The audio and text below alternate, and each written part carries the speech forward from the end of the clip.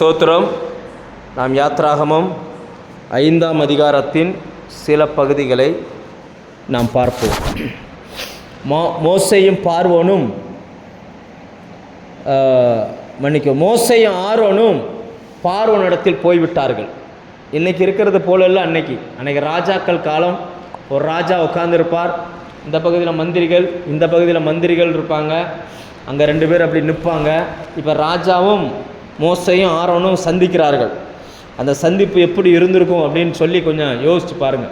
அந்த ராஜா அப்படியே சிங்காசனத்தில் உட்காந்துருப்பார், அப்படி சாஞ்சுக்கிட்டு அப்படி உட்காந்துருப்பார். அப்படிம்பார். ஏனென்றால் அவர்கள் எங்கேருந்து வந்திருக்கிறார்னா அடிமை ஜனங்களின் பகுதியிலேருந்து வந்திருக்கிறார். இவன் அவர்களை மதிக்கவே மாட்டான். இப்போ சில நாட்களுக்கு முன்னாடி நீங்கள் ரெகுலராக பேப்பரு, ரெகுலராக நியூஸு இதெல்லாம் பார்க்குறதா இருந்தால் சில நேரங்களில் பார்த்திங்கன்னா இந்த பெரிய பெரிய தலைவர்கள், அதாவது இயேசுவை அறியாத, இன்னும் சொல்லப்போனால் இந்து மார்க்கத்தில் இருக்கக்கூடிய பெரிய தலைவர்கள், இந்த சங்கராச்சாரியார் அப்படிலாம் சொல்லுவாங்கள்ல, கேள்விப்பட்டிருக்கீங்களா? காஞ்சி சங்கராச்சாரியார், ஜெயேந்திர சரஸ்வதி சுவாமிகள் அப்படின்லாம் சொல்லுவாங்க. இவங்களெல்லாம் அரசியல் கட்சி தலைவர்கள் பார்க்க போவாங்க. சில அரசியல் கட்சி தலைவர்கள் பார்க்க போகும்போது அவங்கெல்லாம் எப்படி உட்காருவாங்க தெரியுமா? இப்படி உட்காந்துக்கிடுவாங்க. இந்த 2 காலையும் தூக்கி இப்படி வச்சுக்கிட்டு, 2 காலையும் தூக்கி மேலே வச்சுட்டு உட்காந்துக்கிடுவாங்க. இந்த தலைவர்கள் போய் அவங்க காலடியில் உட்காருவாங்க. இப்போ இவர் என்ன பண்ணுவாரோ, ஏதாவது கொடுக்கணும் இப்படி தான் போடுவார், கையில் கூட கொடுக்க மாட்டார்.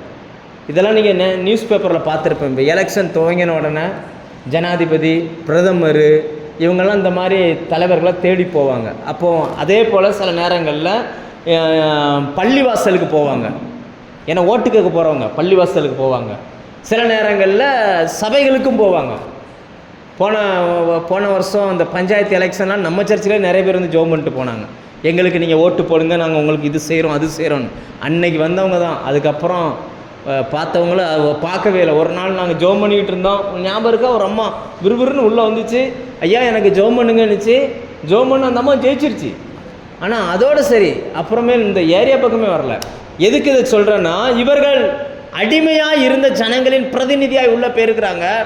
அதில் உள்ள பேருக்கையில் ஒரு ஆளுக்கு சரியாக பேச்சு வராது, ஒரு ஆள் நல்லா பேசுவான். ஆனால் அந்த ஆள் யாருன்னா இதுக்கு முன்னாடி இங்கே செங்கல் சுட்டுக்கிட்டு இருந்தாள், ஒரு ஆள் தான் புதுசாக இருக்கிறான். இப்போ பார்வன் அப்படி அப்படி அப்படி அப்படி அப்படி உட்காந்துருக்கிறான் அந்த சேரில், அப்படி அந்த சிங்காசனத்தில் உட்காந்துக்கிட்டு என்ன சொல்லுங்கள் அப்படின்னு ஒன்று. அங்கே என்ன நடந்திருக்கும்? இப்போ மோசே பேச மாட்டார்ல, ஏன்னா மோசைக்கு வந்து சரியாக பேச்சு வரல, ஏன்னா அந்த லாங்குவேஜ் கரெக்டாக வரல. உடனே மோசே இப்படி சொல்லுவார், அவர் பேசுவார். யார் பேசுவா?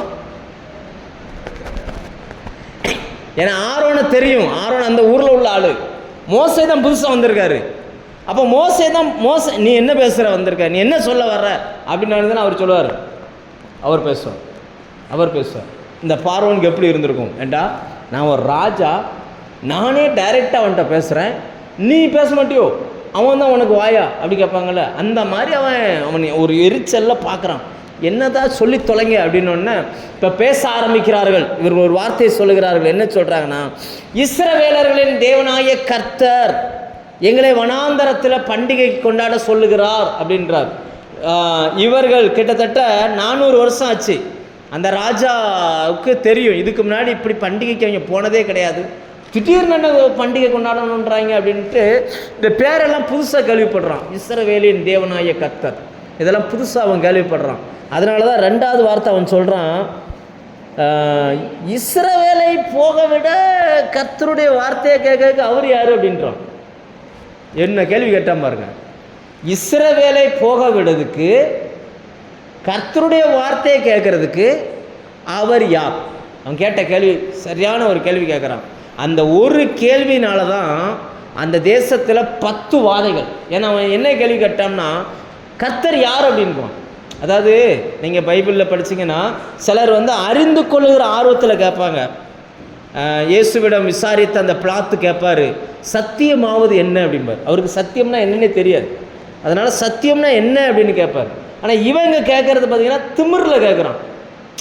நான் அவங்கள போக சொல்கிறதுக்கு, என்னைய போக சொல்கிறதுக்கு அதிகாரம் பண்ணுற அளவுக்கு கர்த்தர் யார், அவர் யாருன்னு எனக்கு தெரியாது. அவர் யாருன்னு எனக்கு தெரியாது அப்படின்ட்டு இவன் ரொம்ப கெத்தா திமிரா அந்த வார்த்தையை உபயோகப்படுத்துகிறான். அந்த வார்த்தையை உபயோகப்படுத்தினதின் விளைவு என்ன ஆயிடுச்சு அப்படின்னாச்சுன்னா, அவன் சொல்கிறான், நான் இஸ்ரவேலை போக விடுவதில்லை. அவன் சொல்கிறான், நான் விட மாட்டேன், நீ போ, நீங்கள் போய் உங்கள் வேலையை பாருங்கள் அப்படி, அதாவது அந்த ஜனங்களை வேலை செய்ய சொல்லுங்கன்னு சொல்லிட்டு, பத்தாததுக்கு இந்த 2 பேரையும் பார்த்து சொல்கிறான், நீங்கள் போங்க, உங்கள் வேலையை பார்க்க போங்க. உங்களை யாரா உள்ளே விட்டது? உங்களை யார் உள்ளே விட்டது? நீ செங்கலை அறுக்காமல் இங்கே ஏக்கு வந்தீங்க, இதை சொல்லிட்டு இங்கே வந்தீங்களோ, போங்கடா, போய் உங்கள் செங்கலை நீங்கள் அறுங்க போங்க அப்படின்றான். அந்த வார்த்தையை அப்படியே சொல்கிறான் பாருங்க. உங்கள் சுமைகளை சுமக்க போங்கள். 4ஆம் அதிகாரம் 4ஆம் வசனத்தின் பின்பகுதியை பாருங்க. உங்கள் சுமைகளை சுமக்க போங்க. உன் செங்கலை நீ போய் அறுறா, போடா, எதுக்குற இங்கே உள்ளே வந்தா? என்ன புது புது புது பழக்கம் இப்படியெல்லாம் நம்ம சொல்லணும். அந்த மாதிரி அவன் சொல்கிறோம், என்ன புது பழக்கமாக இருக்குது, வனாந்தரத்துக்கு போகணுமா, பண்டிகை செலுத்தணுமா, இத்தனை வருஷத்தில் எவனுமே போனது கிடையாது, புதுசாக நீங்கள் சொல்கிறீங்க அவருக்கு ஒரு தெய்வம் இருக்காரா, அவரை சந்திச்சாரா, ஓடுங்கடா அப்படின்னு விரட்டி விடுகிறான். அவர்களை துரத்தி விட்டார்கள். அந்த வசனம் எப்படி இருக்குது பாருங்கள். அவர்களை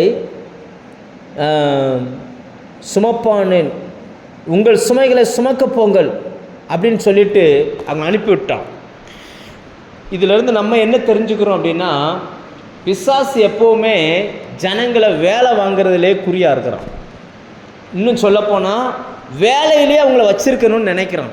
அவன் அந்த பார்வோன் சொல்கிற வார்த்தையை பாருங்கள். 6ஆம் வசனம் வாசிங்க. 5ஆம் வசனம். பார்வோன் ஜனங்கள் மிகுதியாக இருக்கிறார்கள், அவர்கள் சுமை சுமக்கிறதை விட்டு அவங்களுக்கு ரெஸ்ட் கொடுக்காதீங்க அப்படின்றான். அவங்களுக்கு ரெஸ்ட் கொடுக்காதீங்க. உடனே என்ன பண்ணணும், ஓவர் டைத்தை கொடுங்க. இன்றைக்கி நிறைய இடங்களில் பார்த்துருக்கீங்களா, ஓவர் டைம். அவனுக்கு ரெஸ்ட்டே கிடையாது. வேலை காலையில் 8 to, அதாவது 9 மணிலேருந்து 4 மணி வரைக்கும் வேலை அப்படின்னாச்சுன்னா, அப்போ 8 மணி வரைக்கும் வேலையை வைங்க. அவனை ஓவர் டைம் பார்க்க சொல்லுங்கள், அவனை வேலை செய்ய சொல்லுங்கள். வேலை செய்ய செய்ய செய்ய செய்ய அவனுக்கு வேறு சிந்தனை வராது. நிறைய பேருக்கு பாருங்கள், சபைக்கு ஏன் வரலன்னு கேட்டால் அவங்க சொல்லுவாங்க, வேலை. சரி, வேலை பகலில் வேலை, ராத்திரி வேலை, நாங்கள் அங்கே வேலை, இங்கே வேலை, வேலை வேலை வேலை வேலை.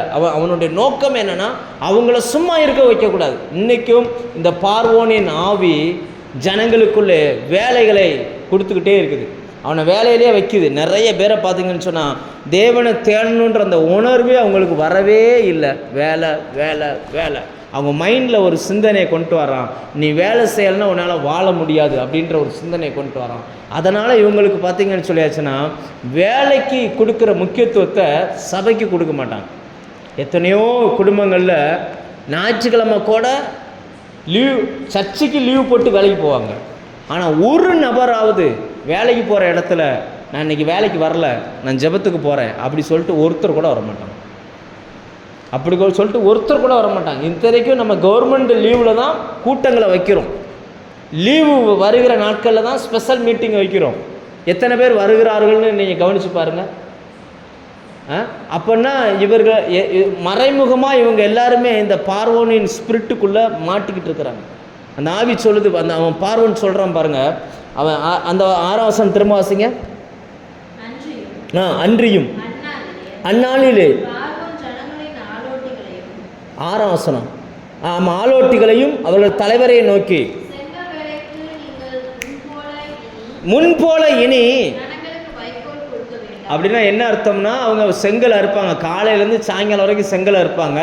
அவங்களுக்கு சம்பளம் என்னென்னா வைக்கோல் தான் சம்பளம். சம்பளம் என்னது? ஆமாம், செங்கலுக்கும் வைக்கோலுக்கும் என்ன சம்பந்தம் அப்படின்னாச்சுன்னா, அந்த ஜனங்கள் ஆடு மாடு மேய்க்கிற மேய்ப்பர்கள், அவங்ககிட்ட அதுதான் பிரதான தொழில். இப்போ அந்த ஆடு மாடுக்காக இவன் வேலைக்கு போகிறான். ஏன்னா வேலை செஞ்சால் தான் வைக்கோல் கிடைக்கும். அந்த வைக்கோலை சாப்பிட்டா தான் மாடு பால் கொடுக்கும். அந்த வைக்கோல் தான் அந்த ஆடு மாடு பெருக்கத்துக்கு இவங்களுக்கு ஆட்டுக்கான தீனி. எல்லா ஆடு மாடும் வீட்டில் கிடக்குது, இவங்களை வேலைக்கு அனுப்பிட்டான். அதனால் இவங்க பகல் முழுக்க செங்கல் இருக்கணும், பதிலுக்கு அவன் வைக்கோலை தான் சம்பளமாக கொடுப்பான். இதுதான் அடிமைத்தனம். அதான் உழைப்பு, கடுமையான உழைப்பு, ஆனால் ஊதியம் எவ்வளோதான் போகுது, சம்பந்தமில்லாத ஒரு வருமானம். யோசிச்சு பாருங்கள், இவங்க இல்லைன்னா அங்கே ஒரு வேலையுமே நடக்காது. ஆனால் இவங்களுக்கு போதுமான அளவுக்கு வருமானங்கள் கிடைக்கிறதில்ல. செங்கலாக இருக்கிறாங்க, கையில் கிடைக்கிறது என்னவோ பணமாக கொடுக்க மாட்டான், வைக்கோலை கொடுத்துருவான். இவங்க சாயங்காலம் வரைக்கும் செங்கலை எடுத்துகிட்டு வைக்கோலை வாங்கிட்டு வீட்டுக்கு வருவாங்க. வீட்டுக்கு வந்து அந்த ஆடு மாடுகளுக்கு அந்த வைக்கோலை போட்டு தண்ணியை வச்சு அதுக்கப்புறம் அதில் எதாவது விற்று அதை ஏதாவது எடுத்து தான் இவங்களுக்கு பழப்பே. இதுதான் அவங்களுடைய வேலை. இப்போ வைக்கோலை கட் பண்ணுறான் அப்படின்னா இதுலேருந்து நம்ம என்ன தெரிஞ்சுக்கிறோம் அப்படின்னாச்சுன்னா, இயேசுவினிடம் ஒரு மனுஷன் வரணும்னா, புதுசாக இருக்கிற ஒருவன் இயேசுவினிடம் நெருங்கி வரணும்னு நினச்சானா பிசாசு முதல்ல எங்கே கை வைக்கிறான் அப்படின்னாச்சுன்னா அவனுடைய பொருளாதாரத்தில் கை வைக்கிறான். எங்கே கை வைக்கிறான்? முதல்ல அவனுடைய பொருளாதாரத்தில் கை வைக்கிறான். அதனால தான் பார்த்தீங்கன்னா ஒரு மனுஷன்ட்ட நீங்கள் இயேசுவை பற்றி அறிவித்து இயேசுவிடம் கூப்பிடும் பொழுதெல்லாம் அவன் யோசிக்கிறது எதை யோசிக்கிறான்னா பொருளாதாரத்தை தான் யோசிக்கிறான். பொருளாதாரத்தில் கை வைக்கிறான். அதனால் 4 நாள் வேலை இல்லாமல் இருக்கும். 4 நாள் வேலை இல்லாமல் இருக்கும். கரெக்டாக ஆராதனை வைக்கிற அன்னைக்கு வேலை வந்துடும். இவன் 4 நாள் சும்மா இருந்திருப்பான், ஆராதனை வைக்கிற அன்னைக்கு போயிடும். என்ன காரணம்னா அவனுடைய பொருளாதார நெருக்கம். அந்த நெருக்கத்தை பிசாசு பயன்படுத்துகிறான். அதிலிருந்து வெளியில் வரணும். அடிமைத்தனத்தில் இருக்கிறவர்கள் அதிலேருந்து வெளியில் வரமாட்டாங்க. நிறைய பேர் இதில் சிக்கிக்கிட்டு இருக்கிறாங்க. நம்மளே நிறைய பார்க்குறோம்ல, ஆராதனைக்கு வரமாட்டாங்க, ஆனால் சம்பளம் வாங்கணும், வேலை வாங்கணும், அங்கே போகணும் இங்கே போகணுன்னு கிளம்பிடும். நீ பார்த்துருக்கீங்களா? இப்போலாம் எதில் சிக்கியிருக்கிறாங்கன்னா அடிமைத்தனத்தில் சிக்கியிருக்கிறாங்க. செங்கல் அறுக்கக்கூடிய அந்த தொழில் இவர்கள் பண்ணுகிறார்கள். இவன் சொல்கிறான் அவங்கள சும்மா விடக்கூடாது, அவங்களுக்கு செங்கல் கொடுக்கக்கூடாது, செங்கல் அறுக்க சொல்லுங்கள், ஆனால் நீங்கள் வைக்கோல் கொடுக்காதீங்க, ஆனால் பழைய மாதிரி வேலையும் வாங்கணும் அப்படின்ற. இப்போ வேலையில் நெருக்கத்தை அடுத்த வேலையில் கொண்டு வருகிறான். அடுத்து என்ன நடக்குன்னு பாருங்கள். அவங்களுக்கு அதிகமாக அந்த தலைவர்களை கூப்பிடுறான். இங்கே வா, சூப்பர்வைசர் என்ன சொல்லுவாங்க, ஒரு கம்பெனியில் சூப்பர்வைசர் இருப்பாங்க, அவங்க தான் வேலை வாங்குறவங்க. அவங்கள கூப்பிட்டு அவன் சொல்கிறாங்க, பாரு ரொம்ப பேர் சும்மா சுற்றிட்டு அலையிறான், ஜோம் பண்ண போகணும், அங்கே போகணும் இங்கே போகணுன்னு சொல்லிகிட்டு இருக்கான். வேலையை கொஞ்சம் டைட் பண்ணு, இன்னும் கொஞ்சம் அதிகப்படுத்து, அவங்களுக்கு யாருக்கும் நீ கையில் பணம் கொடுக்காத, செங்கல் கொடுக்காத, அந்த வைக்கோல் கொடுக்காத அப்படின்னு சொல்லி வைக்கோலை நிப்பாட்டிட்டான். விளைவு என்ன ஆச்சா, அந்த ஜனங்கள் வைக்கோல் கிடைக்காததுனால தாளடிகளை தேடி போனார்களாம். எதை தேடி போனாங்க? தாளடிகள்னா என்னன்னு தெரியுமா? வைக்கோல்னா கோதுமை இருக்கிற அங்கே கோதுமை தானே, அந்த நாட்டில் கோதுமை தான் விளையும். கோதுமை நம்ம நெல் போல் இருக்கும், அதை அறுத்து கோதுமை எடுத்துட்டு மீதி இருக்கிறது வைக்கோல். அந்த அறுத்த பிறகு கீழே இருக்கும்ல, அந்த வயலில் இருக்கும்ல, அதுக்கு பேர் தான் தாளடி. வைக்கோல் காலையிலேருந்து சாயங்காலத்துக்குள்ளே மக்கள் பிறக்கிட்டு போயிடுவாங்க, இல்லை எல்லாம் விற்று போயிடும். இவங்களுக்கு அங்கங்கன்னு பறக்கிறத எங்கே எடுக்க முடியும்? ஆனால் ஆடு மாடை பட்டினி போட முடியுமா? சாயங்காலம் வரைக்கும் வேலை பார்த்துட்டு சாயங்காலத்துக்கு அப்புறம் போய் வயல்வெளியில் போய் அந்த இவ்வளோக்கான அறுத்துருக்குறாங்க, இவ்வளோக்கான அறுத்துருக்காங்கன்னா மிச்சத்தை மீதி அதைத்தான் தாளடின்னு சொல்லுவாங்க. அதை தாளடியை பொறுக்க போயிருக்கிறாங்க. எத்தனை தேசமெங்கும் அந்த வசனம் அப்படி சொல்லுது பாருங்க, தாளடிகளை பொறுக்கும்படி தேசமெங்கும் சிதறி போனார்கள். 12ஆம் வசனம் வாசிங்க. 12ஆவது வசனம். அப்பொழுது வைக்கோலுக்கு பதிலாக தாளடிகளை சேர்க்கும்படி எகிப்து தேசம் எங்கும் சிதறி போனார்கள்.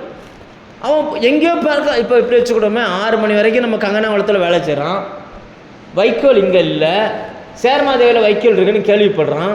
இவன் இங்கேருந்து அங்கே போகணும்ல, இன்னைக்கு இருக்கிறது போல் வண்டி கார் வசதியெல்லாம் அன்றைக்கி கிடையாது. நடந்து அங்கே போகிறதுக்குள்ளே இருட்டிடும். அப்போ என்ன செய்ய முடியும்? எங்கேயா ஒரு இடத்துல தங்கிட்டு காலையில் விடிய காலை வரும்போது டக்குன்னு அறுத்துட்டு எப்படியாவது கொண்டு போயிடும் அப்படின்னு சொல்லி அப்படின்னு நினைப்பான். ஒரு வீட்டில் 4 பிள்ளைங்க 5 பிள்ளைங்க இருக்காங்கன்னா ஒருத்தர் சேர்மாதேவி போவோம், ஒருத்தர் களக்காடு போவோம், ஒருத்தர் இந்த பக்கத்தில் தேவர்குளத்துக்கு போவோம், ஆளாளுக்கு ஒரு பக்கம் போயிடுவாங்க. விடிஞ்சு வரதுக்கு லேட்டாயிரும். 6 மணிக்குள்ளே செங்கலை இருக்க போய் நிற்கணும், அங்கே ஆளை காணும். புறவு அன்னைக்கு அறுக்கிற செங்கல் குறையும், அடி விழும். அடுத்த வசனம் சொல்லுகிறது, அவர்களை அடித்தார்கள். அடுத்த வசனம் வாசிங்க. 13ஆம் வசனம். ஆலோட்டிகள் அவர்களை நோக்கி, வைக்கோல் இருந்த நாளில் செய்தபடியே உங்கள் வேலைகளை ஒவ்வொரு நாளிலும் செய்து முடிங்கள் என்று சொல்லி அவர்களை துரிதப்படுத்தினார்கள்.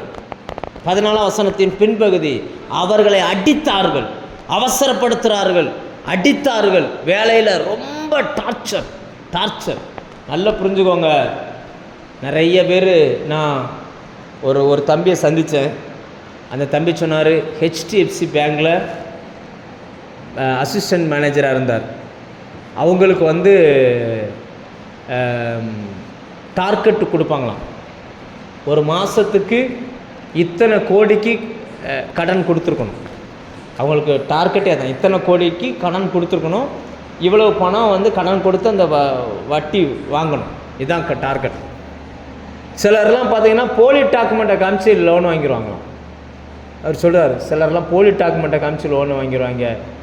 நம்மளும் டார்கெட்டை முடிக்கணுமேன்ற அவசரத்தில் சரியில்லாமல் பண்ணிடுவோம். அது பெரிய பெரிய பிஸ்னஸ்மேன், அவனுக்கு பல நாடுகளில் பிஸ்னஸ் இருக்கும். டியூ கட்டுவானா, அடுத்த டியூ கெட்டதுக்கு முன்னாடி இவன் ஏதாவது வீட்டுக்கு தெரியாமல் இந்த லோன் வாங்கி நான் பிஸ்னஸ் பண்ணுறேன், நீங்கள் வீட்டுக்கு போகக்கூடாது, இது போட்டுருவான். அடுத்த டியூ கெட்டதுக்கு முன்னாடி வீட்டில் சண்டையை போட்டு போய் எங்கேயாவது வேறு ஒரு நாட்டில் போய் இருந்துக்கிடுவோம். ஃபோன் அடித்தா ஃபோன் போகாது, இவங்களால் அதை வாங்க முடியாது. கடைசியில் வீட்டுக்கு போனால் வீட்டுக்கு இவன் வாங்கினதே தெரியாது. இப்படி ஒரு நெருக்கடி. ஆனால் நாங்கள் அதை கட்டி ஆகணும், எங்களுக்கு அந்த டேட்குள்ளே முடிச்சு ஆகணும்.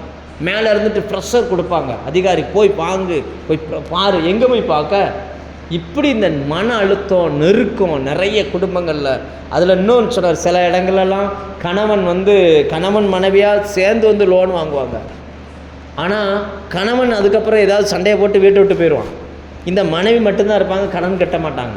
ஃபோன் அடித்தா நாங்கள் வீட்டுக்கு வரோம் அப்படின்னாச்சா வீட்டுக்கு வரக்கூடாது அப்படின்றாங்களாம். அப்படியே வீட்டுக்கு வர்ற மாதிரி இருந்ததுன்னா கொண்டு போய் பேங்க்கில் போலீஸ் ஸ்டேஷனில் கம்ப்ளைண்ட் கொடுத்துட்றாங்க. அதுவும் மனைவி ஒய்ஃபு தனியாக இருந்தாங்க அப்படின்னாச்சுன்னா வேறு மாதிரி இவங்க என்னை தப்பாக என்கிட்ட நடக்கிறாங்கன்னு சொல்லி கேஸ் கொடுத்துட்றாங்க. அப்படி கேஸ் போயாச்சுன்னா அந்த கேஸுக்கு நாங்கள் போய் நிற்க வேண்டி இருக்குது. அங்கே நின்னாச்சுன்னா வேறு இடத்துக்கு வசூலுக்கு போக முடியல. எதுக்கு இது சொல்கிறேன்னா, இப்படிப்பட்ட சில நெருக்கங்களை ஆனால் இவங்க அத்தனை பேரும் சம்பளத்துக்கு வேலை செய்கிறவன். அவன் அதை தான் சொல்கிறான், சம்பளத்துக்கு வேலை செய்கிறோம் சார், ஆனால் என்ன செய்கிறதுன்னு தெரில, அவ்வளவு நெருக்கம். எதுக்குடா போய் இந்த வேலைக்குள்ளே சிக்கிட்டோம் அப்படின்னு சொல்லி நாங்கள். ஆனால் வெளியில் பேர் என்ன, HDFC பேங்க் மேனேஜர், பெரிய பேர். ஆனால் அனுபவிக்கிற வேதனை அவ்வளோ மன அழுத்தம். இங்கே வசனம் அப்படி தான் சொல்லுகிறது, அவர்களை அடித்தார்கள். ஏன் தரல, ஏன் செங்கல் பண்ணலை? ஏன்னா ஏன்னு கேட்குறதுக்கு அவங்களுக்கு ஆளே கிடையாது. எதுக்கு எங்களை அடிக்கிறீங்கன்னு கேட்க யாருமே கிடையாது. இப்படிப்பட்ட ஒரு நெருக்கத்தில் கடைசியில் ஒரு 4-5 நாள் ஆனோன்னே இவங்கள பார்த்தாங்க, வாய்ப்பே இல்லைடா அப்படின்ட்டு நேராக போயிட்டாங்க, அரண்மனைக்கு போயிட்டாங்க. அரண்மனைக்கு வெளியில் நின்றுட்டு சவுண்டை கொடுக்குறாங்க, ஐயா எங்களை அடிக்கிறாங்க ஐயா. அவன் எப்படி சொல்கிறாங்க பாருங்க, தப்பு உங்கள் ஜனங்கள் மேலே, ஆனால் அவர்கள் எங்களை அடிக்கிறார்கள். எத்தனை வசனம் வருது? 16ஆம் வசனம் வாசிங்க. உமது அடியாருக்கு வைக்கல் கொடாதிருந்தும் செங்கல் அறுத்து தீர வேண்டும் என்று எங்களுக்கு சொல்லுகிறார்கள். உங்க ஜனங்கள்கிட்ட குற்றம் இருக்குயா, நாங்கள் அடிக்கப்படுகிறோம். இவர்களுக்கு தெரியாது ஏன் அடிக்கிறாங்கன்னோ, ஏன் வைக்கோல் கொடுக்கலன்னோ இந்த ஜனங்களுக்கு தெரியாது. ஏன் அடிக்கிறாங்க, ஏன் வைக்கோல் கொடுக்கலன்னா இவர்களை விடுதலையாக்கி போக வேண்டும் என்று மோசே போய் சொல்லியிருக்கிறார்.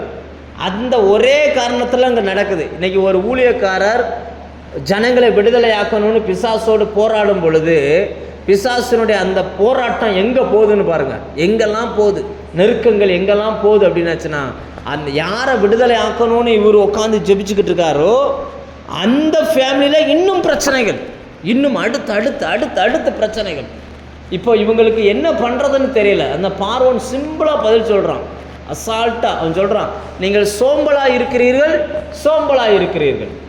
ஒரே வார்த்தையை என்ன செய்கிறான், 2 முறை நீங்கள் சோம்பலாக இருக்கிறீங்க, அதனால தான் வேலை செய்ய மாட்டேன்றீங்க, அதனால தான் கடவுளை தேட போகிறேன்னு சொல்கிறேன். அவன் அந்த வார்த்தையை சொல்கிறான் பாருங்க. 17 வசனம் வாசிங்க.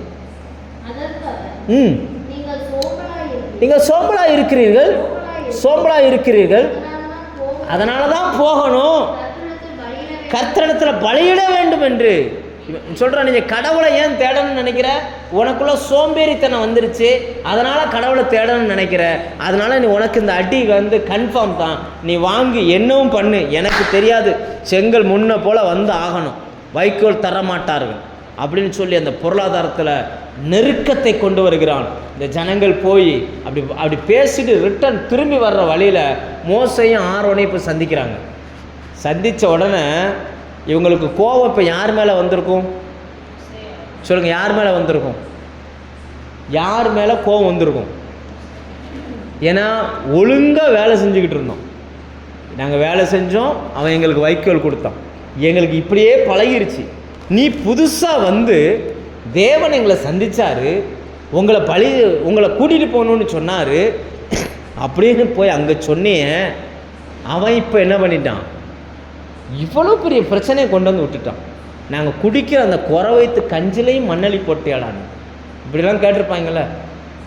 ஆனால் பைபிளில் கொஞ்சம் நாகரிகமான வார்த்தையை பயன்படுத்தி எழுதியிருக்கிறாங்க. நீங்கள் சொல்கிறாங்க, எங்கள் வாசனை நீங்கள் கெடுத்துட்டீங்களப்பா, ஏதோ எங்கள் மேலே அந்த சாமியை இறக்கமாக இருந்தான், நீ இப்படி பண்ணி விட்டு போயிட்டீங்களே அப்படின்னு சொல்லி இந்த 2 பேரையும் பார்த்து எல்லா ஜனங்களும் இப்போ அந்த கோபத்தை எங்கே காட்டுறாங்கன்னா இங்கே காட்டுறாங்க. இந்த கோபத்தை எங்கே காட்டுறாங்க? நிறைய நேரங்களில் இதை ஊழியத்தில் நம்ம நிறைய அனுபவிக்க முடியும். நம்ம யாருக்காக ஜெபிக்கிறோமோ அந்த நபர் காரணம் இல்லாமல் நம்மகிட்டே கோவப்பட்டுருவாங்க. யாராவது ஒரு ஆளுடைய ரட்சிப்புக்காக நீங்கள் ஜெபம் பண்ணிகிட்டு இருக்கிறீங்க, ஒரு மனம் திரும்பணும், ஜெபிக்கணும், மாறணும்னு சொல்லி நீங்கள் ஜெபிக்க ஏன்னா பிசாசுக்கு தெரியும் இவன் வெளியில் போயிட்டான்னா இவன் தான் நமக்கு அடுத்த பிரச்சனை. அதனால் அவன் அங்கே போயிட்டு என்ன பண்ணுவான்னா அவங்கள வெளியில் வரவிடாத அளவுக்கு அடுத்தடுத்து வேலையில் ரொம்ப டார்ச்சர் கொடுத்துக்கிட்டே இருப்பான். இப்போ கடைசியில் பார்த்தீங்கன்னு சொல்லாச்சுன்னா அவங்களால தாங்க முடியாத சூழ்நிலை வரும் பொழுது இவர்கள் 2 பேரும் போய் இப்படி நிற்கிறாங்க அந்த அரண்மனைக்கு போயிட்டு வர்ற வழியில்.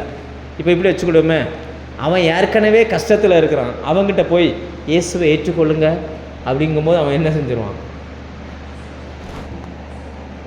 ஏற்கனவே நான் பிரச்சனையில் இருக்கேன், ஒன்னால் தான் இவ்வளவு. ஏன்னா அவங்களுக்கு அந்த அரண்மனைக்கு போகும்போது தான் தெரியும் ஏன் வைக்கல் தரல, ஏன் அடி விழுதுன்னு சொல்லி.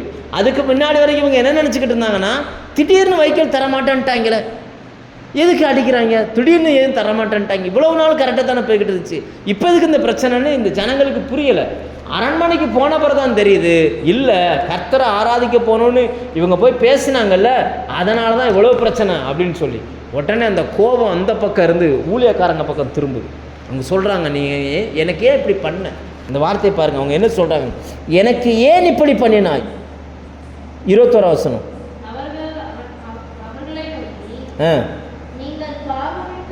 பார்வோனின் கண்களுக்கு முன்பாகவும் ஊழியக்காரரின் கண்களுக்கு முன்பாகவும் எங்கள் வாசனையை கெடுத்து எங்களை கொல்லும்படி அவர்கள் கையில். ஏண்டா நாங்கள் சாப்பிட்ற கொஞ்சம் வாழ்க்கை கூட உங்களுக்கு பிடிக்கலையாடா, கத்தி அவன் கையில் கொடுத்து என்னை கொல்ல சொல்கிறியா? அந்த மீனிங்கில் அவங்க பேசுகிறாங்க. நான் இவ்வளவு கஷ்டப்படுறதுக்கு சில அம்மாமாரெலாம் இருந்தால் என்ன சொல்லியிருப்பாங்க, நீ எல்லாம் நல்லா இருப்பியா, நீ நல்லா இருப்பியா, ஒழுங்காக வேலை செஞ்சு தின்னுக்கிட்டு இருந்தோம், கெடுத்துட்டல, வந்து நாசம் பண்ணிட்டல, உங்களுக்கு என்ன இதெல்லாம் என்ன வேலை, எதுக்கு இங்கே வந்திருக்கீங்க, எங்கேயாவது போங்க விழ சொல்லுவாங்கள்ல. இப்படி எவ்வளோ முடியுமோ அவ்வளோ மட்டமாய் மோசேயும் ஆரோனையும் அவர்கள் பேசுகிறார்கள். ஏன் எங்களுக்கு இப்படி பண்ணினீங்கன்னு சொல்லி. அப்போது மோசே போய் அடுத்து ஒரு ஜெபம் பண்ணுகிறார் தேவனிடத்தில்.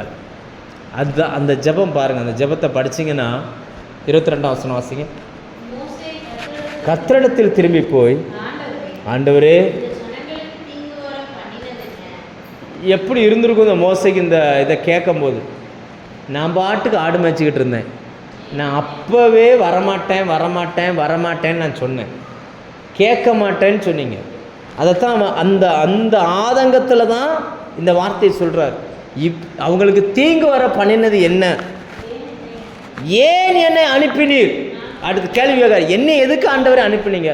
நான் தான் சொன்னேன்ல, நான் போக மாட்டேன்னு சொன்னேன், நான் என் வேலையை பார்த்துட்டு சும்மா இருக்கிறேன்னு சொன்னேன், நீ கேட்காம கொண்டு போய் விட்டுட்டு இப்போ அத்தனை பேரும் என்ன செய்கிறாங்க, குற்றப்படுத்துகிறாங்க. நீ யோசிச்சு பாருங்கள். இது வரைக்கும் மாமா வீட்டில் இருந்திருக்கிறாரு, யாருமே அவரை என்ன செஞ்ச கிடையாது, குற்றப்படுத்தினது கிடையாது. பொதுவாகவே யாருமே குற்றப்படுத்தும் போது அதை ஏற்றுக்கிடவே மாட்டாங்க. ஏன்னா சிலர்லாம் நான் பார்த்துருக்குறேன், ஒரு குற்றம் சொல்லிட்டாங்கன்னா உடனே என்ன செஞ்சிடும், அதை நிரூபிப்பதற்கு முயற்சி பண்ணுவார்கள், அதை ஏற்றுக்கொள்ளவே மாட்டாங்க. உடனே இவங்க தேவன்கிட்ட போய் அவ்வளவு கோபத்தோடு அந்த வார்த்தையை பேசுகிறார். ஏன் என்ன அனுப்புனீங்க, இவங்களுக்கு ஏன் இவ்வளோ கஷ்டத்தை அனுமதிச்சிங்க, ஏன் இப்படி பண்ணீங்க? எப்படி இருந்திருக்கோம் இந்த வார்த்தையெல்லாம் கேட்கும்போது ஆண்டவருக்கு. நீங்கள் யோசிச்சு பாருங்கள், ஏன் இவைகள் சம்பவித்திருக்கும்? நமக்கெல்லாம் என்னென்னா, நாம் ஜெபம் பண்ண உடனே ஆண்டவர் எல்லாத்தையும் ஒரே நாளில் என்ன செஞ்சிடணும், ஒரே நாளில் கிளியர் பண்ணிடணும், உடனே சரி பண்ணிடணும். சரி பண்ணிட்டா ஒரு பிரச்சனையுமே இல்லை. ஆனால் ஆண்டவர் அப்படி செய்கிறது இல்லை, அதான் பிரச்சனை. அவர் அப்படி செய்கிறதே கிடையாது. ஏனென்றால் இன்னும் சில காரியங்கள் அங்கே நடைபெற வேண்டி இருக்குது. ஆண்டவர் மோசேட்டு சொல்லியிருந்தார், அவன் பார்வோன் என்னுடைய கை வல்லமையை பார்க்காம அவங்கள விடமாட்டான் அப்படின்னு சொல்லியிருந்தார். இதெல்லாம் மோசே மறந்துட்டார். இவர் என்ன நினைக்கிறாரு, நான் போய் பேசிட்டேன், பேசினதுக்கு நீங்கள் ஏதாவது செஞ்சுருக்கணும்ல, நீங்கள் எதுவுமே செய்யலையே. அடுத்த வசனத்தை பாருங்கள், 23ஆம் வசனம். நான் உமது நாமத்தை கொண்டு பேசும்படி பார்வோனிடத்தில் பிரவேசித்தது முதல்.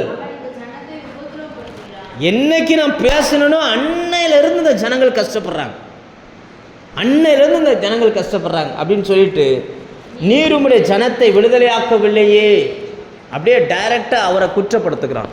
ஆண்டவர்கிட்ட போய் அவரை குற்றப்படுத்தி ஒரு ஜெபத்தை பண்ணுகிறான். அல்லேலூயா. ஒன்றை நாம் புரிந்து கொள்ள வேண்டும், ஒரு ஊழியக்காரனுடைய இருதயத்தின் எண்ணமும் ஜனங்களுடைய உபத்திரவமும் பிசாசினுடைய தந்திரமும் இந்த அதிகாரத்தில் எழுதப்பட்டிருக்கிறது. ஜனங்களுக்கு எதுவுமே புரியலை. இவன் ஏன் அடிக்கிறானும் புரியலை, ஏன் வைக்கோல் தரமாட்டானும் புரியலை. இவங்க என்ன யோசிச்சுட்டாங்கன்னா, இவ்வளவு கஷ்டப்பட்டு நம்ம ஆண்டவரை ஆராதிக்க போகிறதுக்கு பதிலாக இப்படியே இருந்துட்டு போனால் நல்லதுன்னு இவங்க நினச்சிட்டாங்க. இப்படியே இருந்துருவோம் அப்படின்ற, அதனால தான் ஊழியக்காரர் அந்த மோசையை பார்த்து இவங்க கோபமாக பேசுகிறாங்க. மோசே என்ன நினைக்கிறார் அப்படின்னாச்சுன்னா, நான் போய் உங்கள் நாமத்தில் சொல்லியிருக்கிறேன், ஒன்று நீங்கள் அவனை ஏதாவது பண்ணியிருக்கணும். மோசே பார்வோன் என்ன செஞ்சுருக்கணும், ஏதாவது பண்ணியிருக்கணும். அவனை எதுவுமே பண்ணாமல் தண்டனை இப்போ யாருக்கு வந்துருச்சு, ஜனங்களுக்கு வந்துருச்சு. இவன் ஏற்கனவே ஜனங்கள் கஷ்டப்படுறாங்க, இதில் இன்னும் கஷ்டத்தை நீங்கள் கொடுத்துட்டீங்களே அப்படின்ற ஆதங்கத்தில் ஊழியக்காரர் இருக்கிறார். ஆனால் பார்வோனை பார்த்தீங்கன்னா, இப்போ தான் பார்வோன் முதல்ல கர்த்தர்ன பேரே கேள்விப்படுறான். அவன் சொல்கிறான், கர்த்தர் யார், ஓஹோ அவர் சொன்னா விட்டுருணுமோ அப்படின்ட்டு இன்னும் அதிகமாக என்ன செய்கிறான், ஜனங்களை துன்பப்படுத்த ஆரம்பிக்கிறான். இங்கே தான் இவங்களுக்கான இந்த 3 நபர்களுக்கான இந்த பிரச்சனைகள் தொடர்கிறது. இதை நம்ம இனிமேல் நம்ம படிக்கும் பொழுதெல்லாம் இந்த 3 நபர்களையுமே நம்ம படிப்போம். ஒன்று பார்வோன் என்ன செய்கிறான், மோசே என்ன செய்கிறார், ஜனங்கள் என்ன செய்கிறார்கள். இந்த 3 பேரையும் தேவன் எப்படி அவங்கள டீல் பண்ணுகிறார் அப்படின்றத நம்ம வருகிற நாட்களில் நம்ம படிப்போம். இன்றைக்கும் நம்ம வாழ்க்கையில் இவைகள் நடைபெறுகிறது. நல்லா புரிஞ்சுக்கோங்க, இன்றைக்கும் பிசாசு அவ்வளவு சீக்கிரமாலாம் யாரையும் விட்டுற மாட்டான். பிசாசின் ராஜ்யத்திலேருந்து ஒரு ஆள் இங்கே வர்றாங்க அப்படின்னா அவ்வளவு சீக்கிரமாலாம் வர முடியாது. நம்ம போய் சொன்ன உடனே அவள் அப்படியே ஏற்றுக்கிட்டு வர்ற மாதிரிலாம் கிடையாது. ஜனங்களை நீங்கள் பாருங்கள், எத்தனை முறை இந்த ஜனங்கள் முறையிடுகிறார்கள், எத்தனை முறை மோசே முறையிடுகிறார், எத்தனை முறை இவர்கள் பாடுகளுக்குள்ளே போகிறாங்கன்றதை நீங்கள் வேதத்தில் கவனமாக வாசித்து நாம் தெரிந்து கொள்ள முடியும். அல்லேலூயா. தேவன் இவைகளுக்கு மத்தியில் தான் எப்படியெல்லாம் கிரியை செய்கிறார் என்பதை நாம் வேதத்திலேருந்து படிக்கிறோம். இனி நாளைக்கு நம்ம பார்ப்போம். இதுக்கு ஆண்டவர் சொல்லுகிற பதில் என்ன என்பதை நாளைக்கு பார்ப்போம். கண்களை மூடி ஜெபம் பண்ணுவோம்.